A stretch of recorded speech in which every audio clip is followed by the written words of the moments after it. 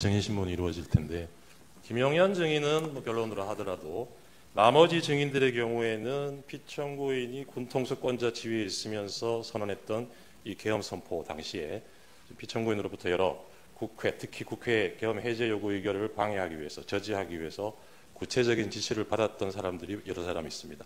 이런 사람들이 증인을 하게 될 텐데, 피청구인이 앞으로도 이제 심판정에 출석을 하게 되면 그 면전 상태에서는 사실대로 진술하기가 좀 어렵지 않을까 걱정이 됩니다. 그런 점을 고려하셔서 피청구인을 퇴정한 상태에서 신문이 이루어지게 해주시거나, 그것이 어렵다면 적어도 피청구인과 증인이 직접 눈을 마주치지 않을 수 있도록 가림막 같은 걸 설치한 상태에서 증인신문이 이루어질 수 있도록 해주시기 바랍니다. 예, 재판부 평의를 거치겠습니다. 피청구인 측 하시고 싶은 말씀 있으십니까? 예.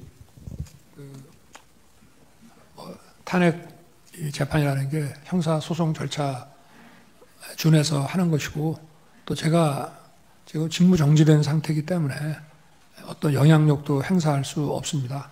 그리고 이 사건 내용을 제일 잘 아는 사람은 바로 피청구인인 대통령 저 자신입니다. 그래서 그런 주장은 좀 이해가 좀 안 되고요. 아까도 이런 부정선거 의혹이 음모론이라고 하시고 계엄을 정당화하기 위한 거라고 사후에 만든 논리라고 하셨는데, 이미 계엄을 선포하기 전에 이런 여러 가지 어떤 선거의 공정성에 대한 신뢰에 좀 의문이 드는 것들이 많이 있었고, 또 2023년 10월 국정원의 선관위 전산 장비에 아주 극히 일부를 점검한 결과 문제가 많이 있었기 때문에 부정선거 자체를 색출하라는 것이 아니라 선관위의 전산 시스템을 전반적으로 스크린할 수 있으면 해봐라. 어떤 장비들이 있고 어떤 시스템에 의해서 가동이 되는지, 그런 것이기 때문에 저희가 무슨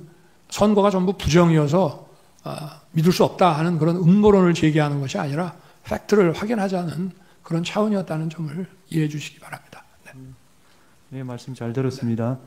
더 하시고 싶은 이야기는 없으시죠? 예, 그러면 재판장님 하나만 좀 추가해야 되겠습니다. 네. 지금 아까 우리 청구인께서 그 당시 집권 여당이 대통령 하에서 치러진, 우리 지금 피청구인이 대통령이 지휘해서 치러진 선거에 대해서 부정이 뭐 없고 책임은 이쪽에 대통령이 있다고 말씀하셨는데, 조만간 이번 취임한 트럼프 대통령이 2020년 미국 대통령 선거가 그 당시 트럼프가 재임 기간 중인데, 그때의 선거 부정에 대해서 조만간 미국에서도 미국 스스로의 어떤 조사 결과가 나올 겁니다. 그러니까 그게 꼭 대통령이라고 해서 독립적인 선거가 이루어지고 있는 선거관리기구에 대해서 모든 걸 다 통제하는 건 아니기 때문에 어떤 문제점은 발생할 수 있고, 국민들은 거기에 대해서 많은 의구심이 있고, 지난 4년간 이런 것들에 의혹이 제기되고 있고, 더군다나 국정원 보안 서버 점검 결과 문제가 있다고 했기 때문에 대통령으로서는 그 문제를 점검을 하고자 하는 것일 뿐이지, 저희 피청구인 대통령께서 선거 부정이 있었다고 단정해서 하는 것은 아니라고 하는 것을 다시 한번 말씀을 드리고, 그리고 계엄 선포 이후에 이루어진 과정에 비춰보면은 사후에 어떤 변명을 추가하는 것이 아니고, 국정의 안정을 위해서 선포할 때부터 대통령께서 점검하고자 하셨던 항목임을 다시 한번 말씀을 드립니다.